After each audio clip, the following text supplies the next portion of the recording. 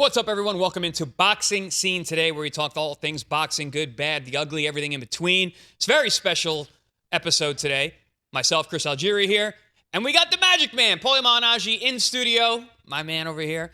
Give me a pound here. There we go. And we also got Robert Garcia, of course. Robert Garcia. Robert, thanks for joining us.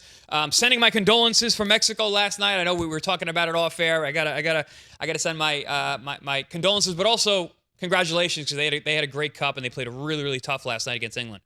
It was great. It was a great game, great experience for everybody that was there. You know, my one of my sons was there, my wife nice. and my daughter. So they had fun. You know, I've been getting calls. They're still there. They're still in Mexico. So, you know, it was fun. It was a great experience, and I'm sure Mexico, with the young team that they have, the young players, they'll be probably better next World Cup.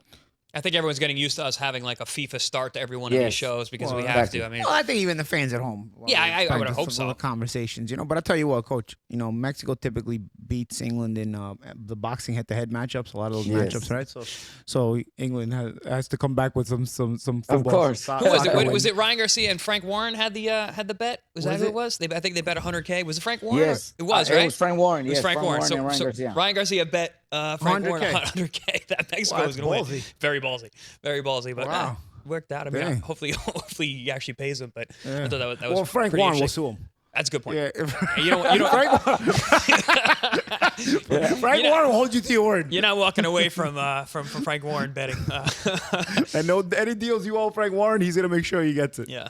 But let's talk about some boxing today. We had a big fight over the weekend. Granted, it was 4th of July weekend, but boxing never sleeps. There's no holidays for boxing, even though it's the 250th anniversary of this great place in the United States of America. But we had a good fight. We had a really good fight. We had Abdullah Mason fought Albert Bell in what was a nail biter. And Coach, you and I spoke about this fight with the last winner replacement of Albert Bell, and we were like, this is a much tougher fight and a really difficult style. And sure enough, for those 6 rounds, Albert Bell looked like he had the answer to everything that Abdullah Mason was bringing. What'd you think of the fight? Look, honestly, that when they mentioned that Bell was going to be the replacement, I knew it wasn't going to be easy for Abdullah Mason. Mason is a great fighter, and he honestly showed a lot. You know, at his young age, he showed a lot, because he came back strong at the end and actually won by knockout, which, you know, that's something that I'm sure we're going to get into. But look, fighting at home, there's always that pressure.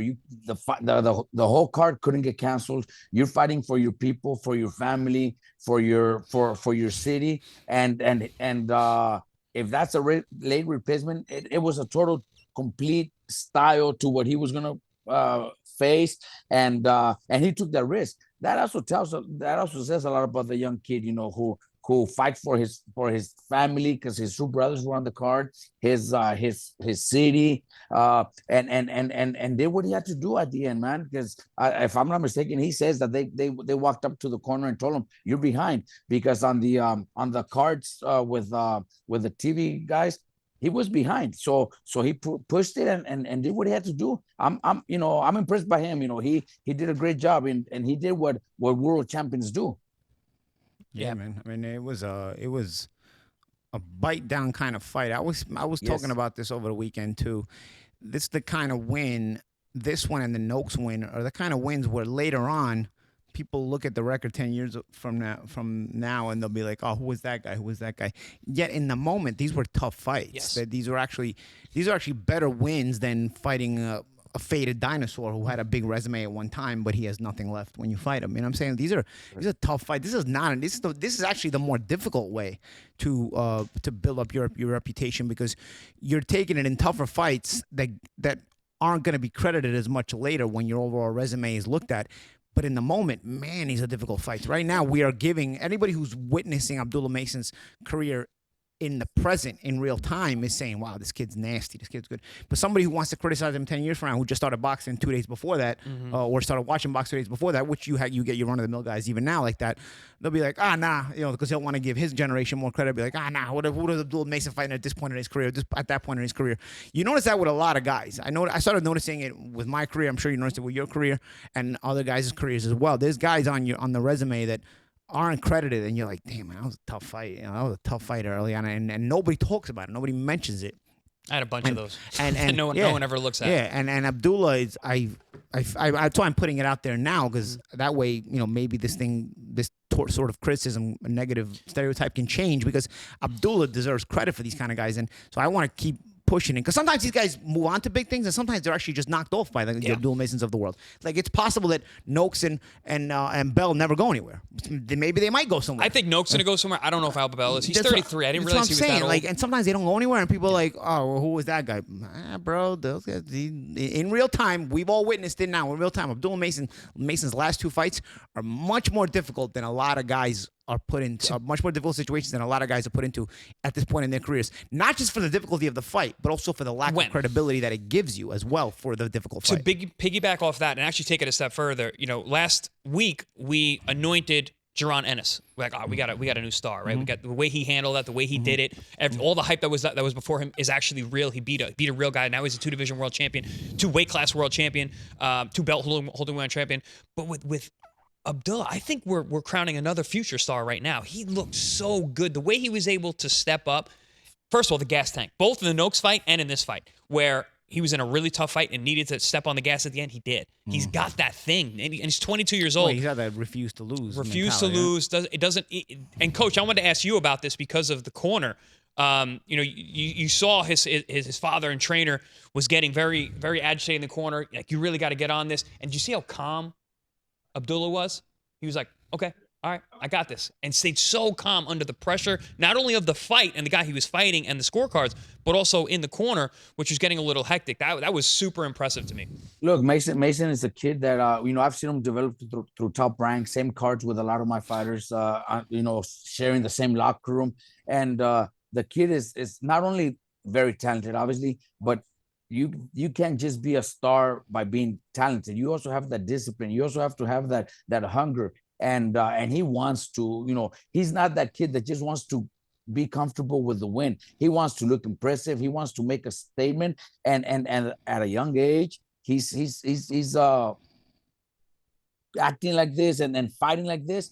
That says a lot about this kid. I think the kid is the maturity level is unbelievable. Exactly, unbelievable, and the way he's doing it, he knows he's got to go out there. He's got to pick it up. They told him he was behind, and he goes out there to go out there for the knockout, which is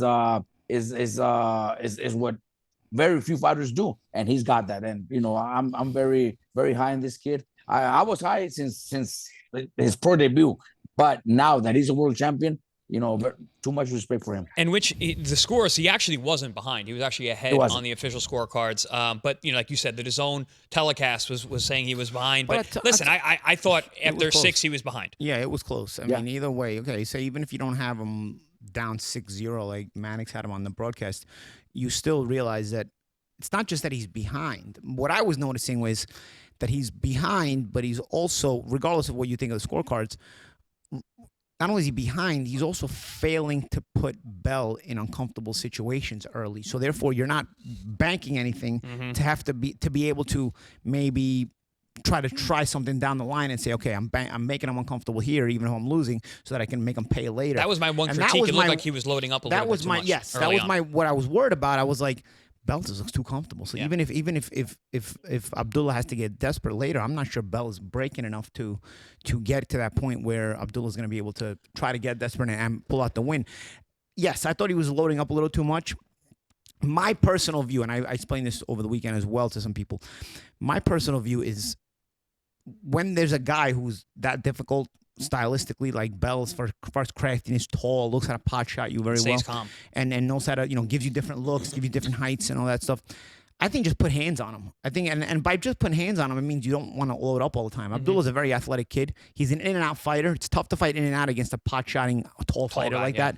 So you gotta do a couple of things, in my opinion, that Abdullah could have done. Now, it's great that Abdullah eventually made the adjustment anyway, but I think it could have been a little bit earlier so that he could have made the second adjustment that he made, which he wanted to make, which was eventually stepping up and getting him out of there.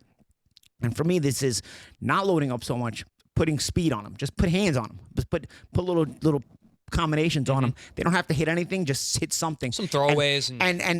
And at that speed, it's hard to catch and shoot, because what Bell's doing is catching and shooting. You know what I mean? He's catching shots on the arm and Sitting on that right hand. sitting on that counter right hand, sitting on that counter right hand.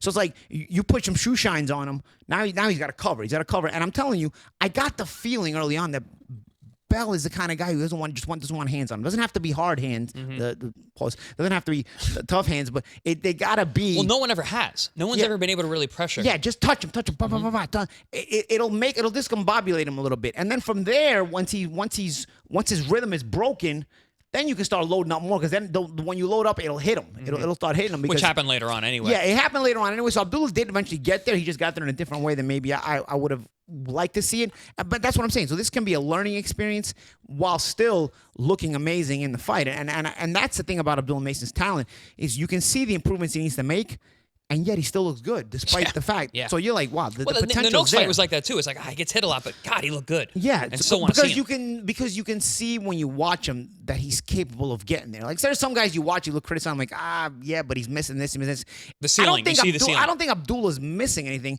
It's just a matter of deciding to do it. Because I thought even besides the shoe shining that he could have done instead of loading up so many shots in those moments to eventually get to the loading up shots later, I thought also his entrance in and out against a tall fighter in and out is very difficult, especially if he's a pot shot fighter. But that's also when you got a short notice, when you got a big guy like that. That's the thing too, of course. So I wanted to bring this up. But I want to see the adjustment. The adjustment is head movement. On the way in, head movement. Head movement on the way in disguises the entrance in and out. You know what I'm saying? So as far as if you're just sliding in and out without the head movement, because people think head movement is just for defense. Head movement is also to throw off your rhythm. You know, so you can't be timed, and you can deceptively step in and step out. So if you're looking to be in and out, if you add that little head movement on there on the way in, you know, now all of a sudden, you know, Bell's a little bit uncomfortable because you're athletic enough to off the head movement and shoot off it. Off the head movement and shoot off it. I want to talk to some boxing guys. I mentioned this in my podcast. I was talking to my podcast partner. He's not a boxing guy. You guys are two boxing guys. Do you put any weight to the fact that Bell took this fight on short notice? Yes, he was preparing for another fight, but it was 2 weeks earlier. At a high level, 12-round fight. He's never fought 12 rounds before either. I Parro. Yeah. So his first 12-round fight, it's 2 weeks earlier than he was scheduled for his camp. So, Coach, I'm going to go to you first on this one because I have my thoughts about this. I think 2 weeks is a long time. A lot can change when you're trying to peak for a specific date. Now, it takes it 2 weeks earlier. Do you think that had anything to do with Bell's second half performance, or was it just because Abdullah broke him down and got to the body? Because that 2 weeks that's a legitimate amount of time during camp. Look, 100%, it had to affect them. You know, when you're in training camp for a fight that you take, that you have a date plan, you have a schedule of rounds of sparring, you have a schedule of running, you have a schedule of even your diet, your weight. Yep. And if you know 2 weeks earlier you have to completely change that and start finishing up, training harder, eating less, it's going to affect you 100%. 2 weeks is a lot. Makes a big difference. So we have to know that, you know, very few of us could tell you that, you know, you guys boxed. We know 2 weeks makes a big difference. I was fighting for I was actually fighting a 10-rounder, one of my comeback fights, and a week before they said, hey, we're gonna put the WBO international title on the line, but you got to make 140 flat. And it was supposed to be 142. So I had like an extra week, and I was like, that 2 pounds was hard, and I got the flu the week of the fight because of that. Because I had to, like you said, Coach, I had to eat less. I had to keep my sparring up, but I had to eat less at the same time, and then look to cut an extra 2 pounds on top of what I was cutting. My body hated it, and I got sick. So even that, like that's what made me think about, hey, 2 weeks, a lot that can happen in 2 weeks in a camp. And 2 pounds when you're already drained like that is much more difficult than 2 pounds when you're nice and chubby. You know, it's 2 pounds. It's 2 pounds at the end. Yeah, 2 pounds when you're nice and chubby. You can do it. 2 pounds at the end, man. It's a lot of work. It's a lot of work. But and I'll say this too with Bell though. There's another thing Mason did that caused the fatigue, and you can see that in the post-fight interview. Bell mentioned it, and then his voice to me, he sounded nasally when he did the post-fight interview. I think his nose broke. I think his septum totally broke. Right? Yes, because he did mention that. He mentioned it, but you then can see it. It was swollen. But then the way his voice sounded, he sounded very nasally. To me, that sounds like that when you're not getting air in there. You end up sounding very nasally. So breaking his nose and not being able to get air in there also will fatigue you more as well. Great point. Also on that card, we had Shu Shu Carrington fought Rene Palacios, who was a guy, not Rene Palacios, excuse me.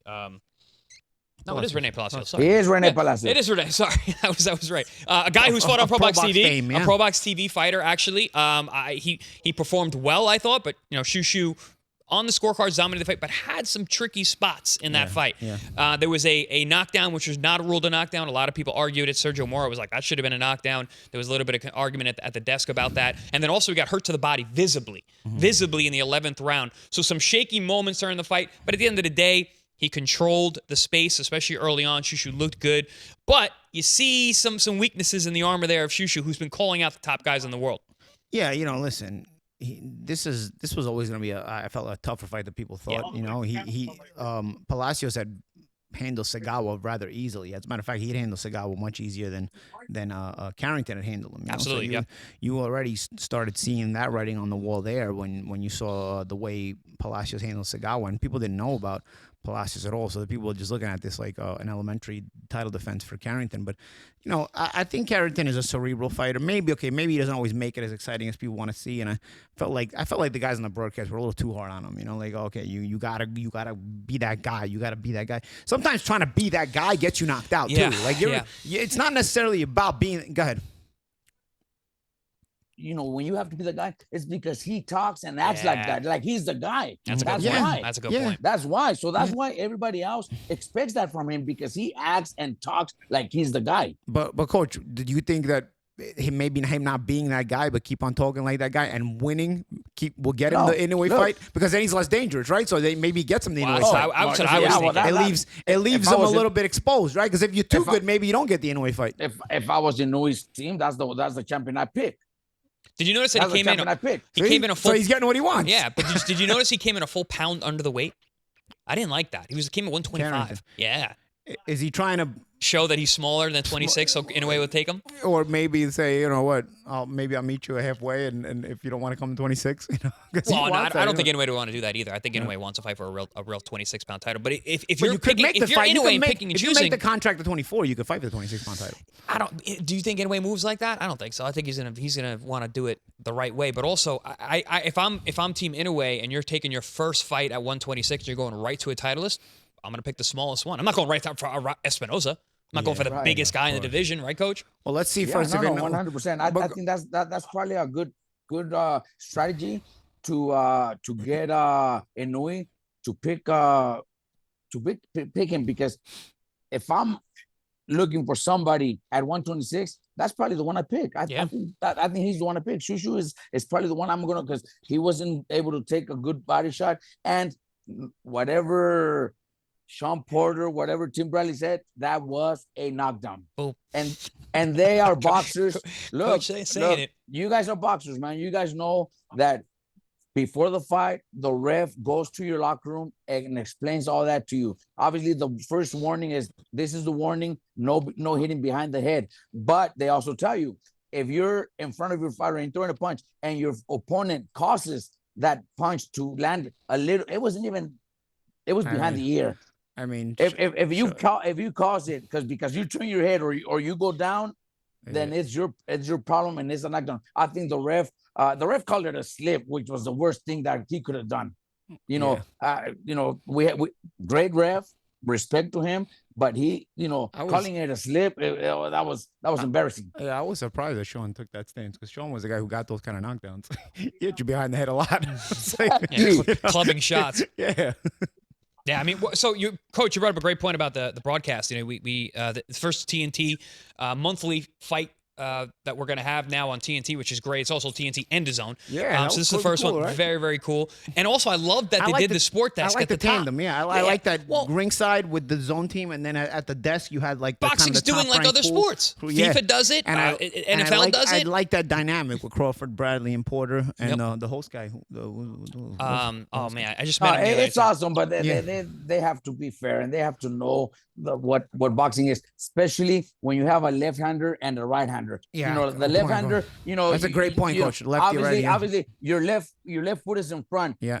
With the lefty, your right foot is in front. So that right hook is closer. So if you just duck a little, the punch is gonna land behind your ear. That's exactly what happened. It was a solid punch. It should have been a knockdown. I think Palacios started too late. Palacios should have started since the beginning, pressure, and he probably would have pulled it off. He probably would have, because he's got skills. Palacios got skills, but he just waited too long, man, too long. And then he hurts him with a body shot. And but it was too late already. It was too late. I think he started too late. I think he showed his class. He showed his class, though. Palacios is a good fighter. Yeah, Palacios, between the win over Segawa and now the way he performed here, I think Palacios remains within the title picture there at featherweight. I wonder if he can make 22, because he looks small for 26. And obviously, Shu Shu's not one of the bigger 26-pounders either.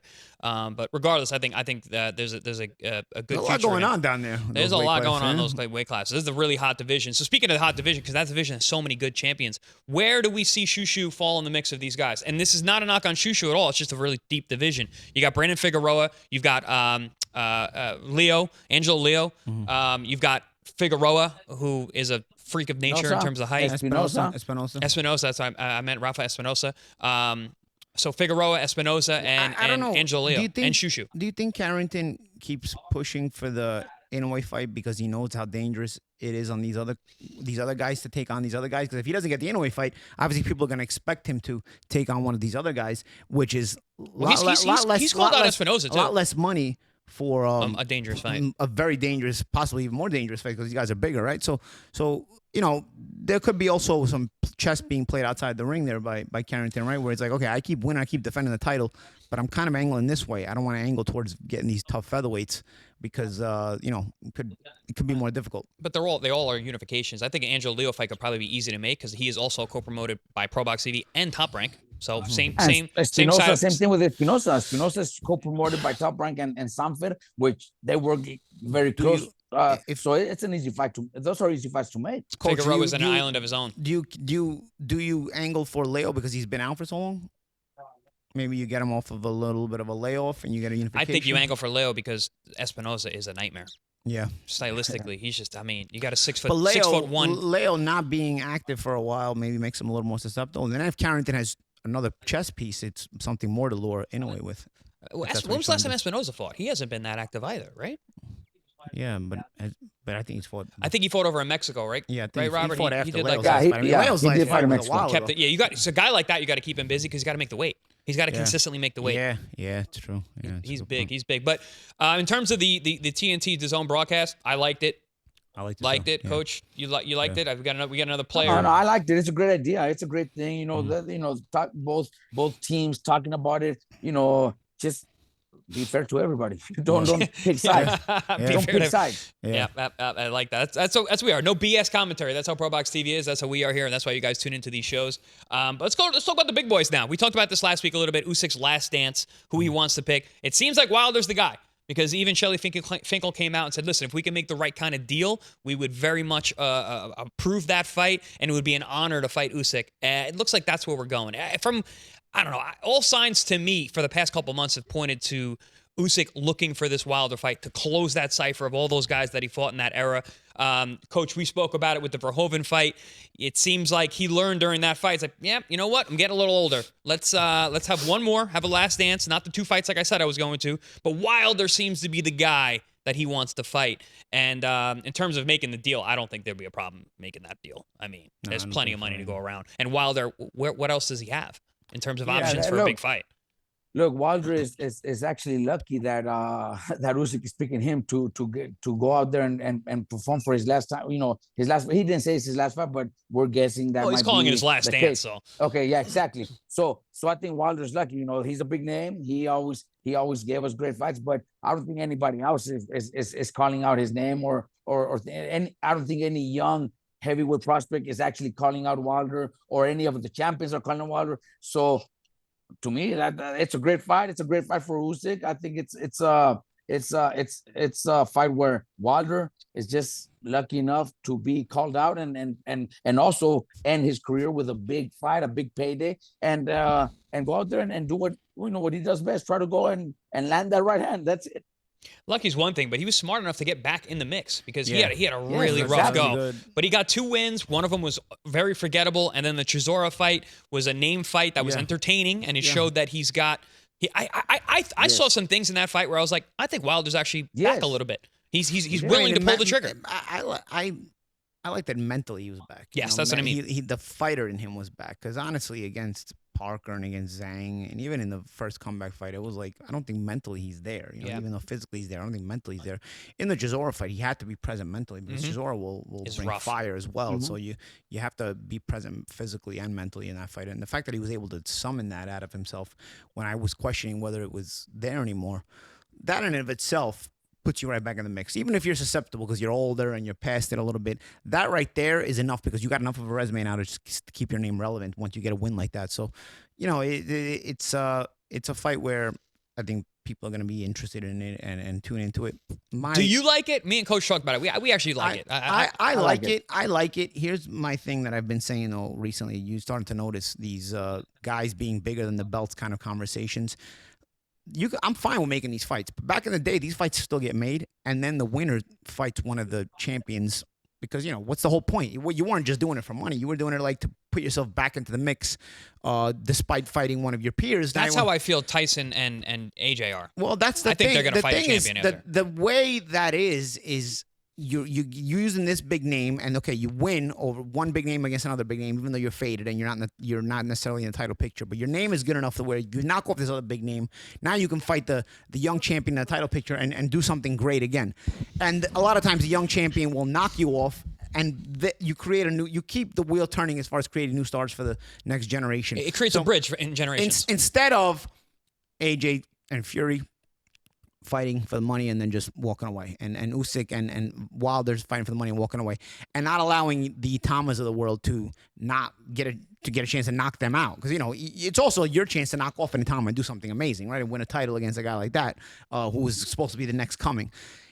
Every generation has done it that way, man. I mean, it's not like guys are starting to, like, Larry Holmes didn't go, you know what, make me and Berbick fight each other, and, you know, like, when Tyson, we'll just freeze Tyson out of the picture. And even if Tyson wins the title, you know, we'll just stay amongst one another. You didn't do that. You fought each other, and then, like, okay, we still got a little bit left. Whoever has a little bit more left, enough left to stay in the picture, fights the champion. You don't say, oh, I'm bigger than the champion, I'm bigger than the belts. This is where you get this moronic thing about fans and media. Oh, well, you're bigger. You got to be bigger than the cheese, bigger than the belts. Nah, bro. You want to make bigger? And I'm the first one to argue about the belts too. Sometimes in the sanctioning bodies being annoying and with stupid rules. But this is what you create. If you start to make this whole thing with bigger than the belts, guys start to really become bigger than the belts, and then what happens? Now you get this. You get the old man circuit being more famous than the championship circuit, and the championship circuit is the ones with actually more exciting fights. Even though you think you want to watch the old man circuit just out of curiosity because you know them better, they're not going to be as good of fights as the young man circuit. Back. I don't think this is an old man circuit. I think Usyk is the only one. They're 100. He's the only They're one who's 175 years old. Wilder wins this fight. You don't think he's going to go fight one of the? Wilder's not going to win this fight. Of course. But listen, well, anything can happen. But listen, Tyson. You think he's going to fight a Tama? You think if Wilder wins a fight? I don't think anybody wants to go near a Tama. He'll fight back Agit. In the day, he'd fight Agit. He'd fight Caballero. He'll fight. I'm telling you. Back in the day, these fights would create a winner, and the guy who would win would say, I can still get that star power to knock off this young champion. I think Tyson Fury and AJ will do the same thing. Would knock them off. They'll and fight. Become a star themselves. And the great and the older champion, the older faded champion, be like, you know what? He would be appreciated in his retirement Wilder has for giving it one last shot. Wilder said he's here to be a world champion. Yeah, but Wilder will. So will AJ. So will Tyson. Wilder ain't gonna win the fight though. I know that. You know, I don't like the old man circus staying on its own lane. I don't like it. It's not just in heavyweight boxing. It happens in other weight classes too. But my argument is that Wilder is not going to, even if he loses this fight, I think he still fights on. He'll fight the younger guys. Tyson, Wilder, man, I don't know, dude. I think he's back to he said he wants to be a world champion. I don't think he's here just to make money. He's made a lot of money. Yeah. All these guys have made a lot of money. My head hurts with these conversations because there's too many disagreements I have to have. I know, Coach. We talked about this too with AJ and Tyson. I really think the winner of that fight, unless they fight like multiple fights and end their career that way, I think the winner of that looks. You tell me Tyson Fury is just going to go off in the sunset? I don't. I think he thinks he can beat anybody. He's probably going to go and try and fight one of these guys. I think he will. Tyson Fury will. AJ will too. You know, that's just their mentality, the way they think, and what they know. That's what the promoters want to see, because they're all going to make money. It's just at the end, it's boatloads of money. Making so much money. Yeah. So much money. Boatloads of money. All right, this is one we called out. This story on Boxing Scene. So Liam Paro, unification or legendary fight? He wants Manny Pacquiao. Just like, remember I said it? You did. Remember I said it? I said it. You're like, what does Liam Paro do? I'm like, Pacquiao. Pacquiao's fight is falling out with Floyd Mayweather. Liam Paro has probably a mandatory defense after he just won the title down in his native land in Australia. There's a built-in backstory. So Liam used to be the sparring partner for Jeff Horn when Horn fought Pacquiao. He was the main lefty sparring partner for Jeff Horn.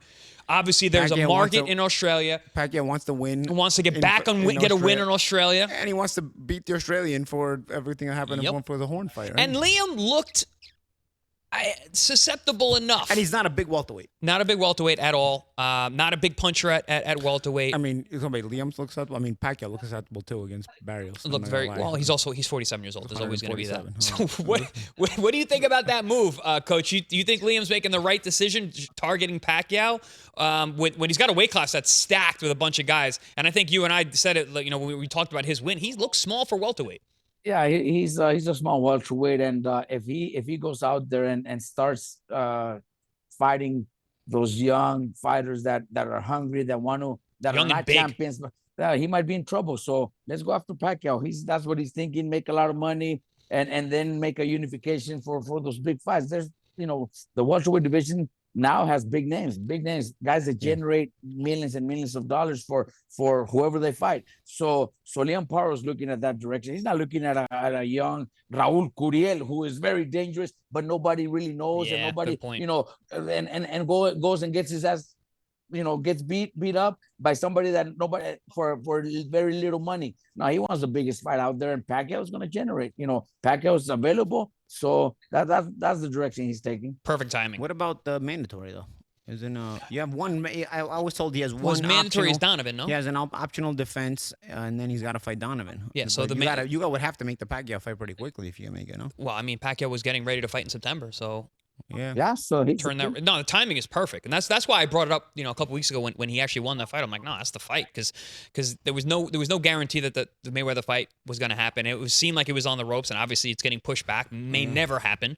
Yeah. Pacquiao's been training. You think he's been training for free? No, he trained him for a fight. Yeah. And I'll tell you what, Pacquiao is not one of those guys who stays in the Ultimate circuit. No. If he beats Paro, which I don't think he would, but if he beats Paro, he would look. He's crazy enough. He would search out Haney, Ryan. Oh, Garcia. Ryan. Yeah, he'd fight Conor Benn. He'd fight Ryan Garcia. He'd fight them all. Yeah. I don't think he beats Paro though. He looked like to have no legs at all in the Barrios. Paro's good. I really rate Paro. He's shifty. I rate Paro. He's very tricky. I don't know. Yeah, I think Paro still beats him. But you know what? It's worth a shot. No? Paro is already in rarefied air. He has joined Jeff Fenech as being the only two-division Australian ever. So I mean, he's reached the pinnacle, right? He's been a world champion in two different weight classes. He's going to be in the Hall of Fame, at least Australia, but probably international too. And now he just needs a big dance partner, and that's a good one. So I like the way that they're going. I wonder if they listen to our show. Maybe they're like, man, that's a good idea. Yeah. That's a good idea. But that's all we got today, guys. Thanks for tuning in. Paulie, always a pleasure, champ. What's up, champ? Robert, thanks for hanging out with us and chatting. But guys, we got a big fight coming up just right around the corner. Probox TV, Brian Flores versus Jonathan Navarro. 28-1-1, 16 KOs for Flores. Takes on 18-2 with 9 KOs, Jonathan Navarro. On that co-main, we got Joshua Anton, very, very popular fighter over there in Southern California, versus Vladimir Hernandez, perennial tough guy. Ruben Aguilar, keep your eyes on this kid right here. He can really fight, but he's in tough with Trayshawn Wiggins. And then we got the ladies in a world title fight. Adelita Ruiz versus Ginny Fuchs in a rematch for the WBC World Super Flyweight title held by Ruiz. That's Saturday, July 18th over in San Bernardino with those great fans. If you're in the area, grab a ticket. If not, check us out on Probox TV YouTube. See you guys there.